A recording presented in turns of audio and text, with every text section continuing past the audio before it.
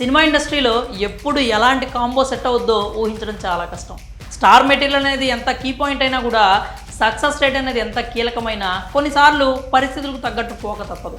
ఇప్పుడు ఇలాంటి సిచ్యువేషన్ కారణంగానే బోయపాటి విజయ్ దేవరకొండ కాంబో సెట్ కాబోతోందా అంటే అవుననే సమాధానం వినిపిస్తోంది. ఫ్యామిలీ స్టార్తో బిజీగా ఉన్న రౌడీ హీరోకి తనదైన మార్క్తో మాస్ మసాలా లైన్ సిద్ధం చేశాడట బోయపాటి.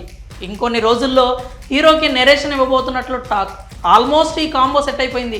నెరేషన్ జస్ట్ ఫార్మాలిటీకి మాత్రమే అన్న కామెంట్స్ కూడా వినిపిస్తున్నాయి. అయితే అసలు ఏమాత్రం ఊహించని ఈ కాంబో సెట్ కావడం వెనుక చాలానే ప్రయాణం నడిచింది. సరైనోడు తర్వాత బోయపాటి డేట్స్ లాక్స్ చేసుకుంది గీతా ఆర్ట్స్. పుష్ప తర్వాత మా సినిమా చేయాలన్నది అప్పటి ప్లాన్. అనుకోకుండా పుష్ప రేంజ్ పెరిగిపోతూ వచ్చేసింది. ఇప్పుడు ఏకంగా పుష్ప 3 అనేస్తున్నారు. ఇప్పుడు బన్నీ రీజనల్ మాస్ సినిమాలు చేసే స్థితిలో లేడు. ఆ తర్వాత సందీప్ వంగ కూడా ఐకాన్ స్టార్ కోసం ఆల్రెడీ గ్రౌండ్ చేసుకుని ఉన్నాడు. సో బన్నీకి ఇప్పుడు బోయాతో మ్యాచ్ అవ్వదు. సరే, ఉన్న డేట్స్ అలా వదులుకోలేరు కదా.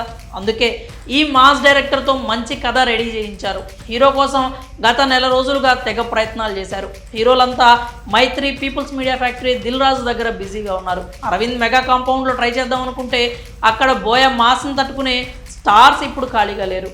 ఇలాంటి స్థితిలోనే దేవరకొండను అప్రోచ్ అయ్యారట. గీతా ఆర్ట్స్తో విజయ్ దేవరకొండకి ప్రత్యేక అనుబంధం ఉంది. కెరీర్ స్టార్టింగ్లో గీతా గోవిందం ఇచ్చి లైఫ్ సెటిల్ చేసిన విశ్వాసం అది. పైగా ఆ బ్యానర్ కూడా విజయ్కి ముందు నుండి మంచి ఇంపార్టెన్స్ ఇస్తూనే ఉంది. గతంలోనే ఓ ప్రాజెక్ట్ చేయాల్సి ఉన్నా అది మెటీరియలైజ్ కాలేదు. సో ఇప్పుడు ఆ ఛాన్స్ వచ్చింది. విజయ్ ఎలాగో ఫ్యామిలీ స్టార్ తర్వాత ఓ మాస్ సినిమా చేయాలి. మాస్ కావాలంటే బోయపాటిని మించిన ఆప్షనే ఉంటుంది. సో కొన్ని రోజుల్లోనే అఫీషియల్ అనౌన్స్మెంట్ వచ్చినా ఆశ్చర్యపోవాల్సిన అవసరం లేదు. మరి ఈ రేర్ కాంబో కలిస్తే రిజల్ట్ ఎలా ఉంటుంది? మీ అభిప్రాయాలని కామెంట్స్ రూపంలో తెలియజేయండి.